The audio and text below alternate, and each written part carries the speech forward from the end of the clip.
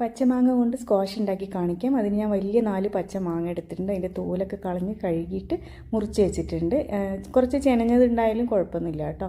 ഇനി മുറിച്ച പീസൊക്കെ നമുക്കൊരു പാത്രത്തിലിട്ട് മുങ്ങി കിടക്കണ പോലെ വെള്ളം ഒഴിക്കുക. എന്നിട്ട് ജസ്റ്റ് ഒന്ന് തിളപ്പിക്കുക. കുറേ സമയമൊന്നും വെക്കണ്ട. എന്നിട്ട് ചൂടാറാൻ മാറ്റി വെക്കുക. പിന്നെ ഒരു പാത്രത്തിലേക്ക് 2 കപ്പ് പഞ്ചസാരയും 1.25 കപ്പ് വെള്ളവും കൂടെ ഒഴിച്ചിട്ട് ഒന്ന് തിളപ്പിക്കുക. തിളച്ച് വരുമ്പോൾ 2 ഇഞ്ച് നീളത്തിലുള്ള ഒരു ഇഞ്ചി കഷ്ണം ചെറുതായി അരിഞ്ഞിട്ട് അതിടാം. പിന്നെ ഒരു 10-12 പുതിനേൻ്റെ ഇലയും കൂടെ ഇടാം. അതിട്ട് ജസ്റ്റ് ഒന്ന് തിളച്ചാൽ മതി. തിളച്ചാൽ ചൂടാറാൻ മാറ്റി വെക്കുക. പിന്നെ മാങ്ങ ആറിയ ശേഷം അരച്ചിട്ടൊന്ന് അരിച്ചെടുക്കുക. അരിക്കുമ്പോൾ അതിൻ്റെ കൂടെ നമ്മൾ ഈ പഞ്ചസാര ഉരുക്കിയതും കൂടെ ചേർത്ത് അരിച്ച് മാറ്റുക. ഇനി അതിലേക്ക് കട്ടി കുറയ്ക്കാൻ വേണ്ടിയിട്ട് 2 കപ്പ് ചൂടുവെള്ളം ഒഴിക്കുക. എന്നിട്ട് അടുപ്പിൽ വെക്കുക. പിന്നെ ഒന്ന് ചൂടായി വരുമ്പോൾ അതിലേക്ക് ഒരു പിഞ്ച് സിട്രിക് ആസിഡ് ചേർക്കുക. അതില്ലെങ്കിൽ ഒരു നാരങ്ങൻ്റെ പകുതി ചേർത്താൽ മതി. ചൂടാറിയ ശേഷം ബോട്ടിലാക്കുക.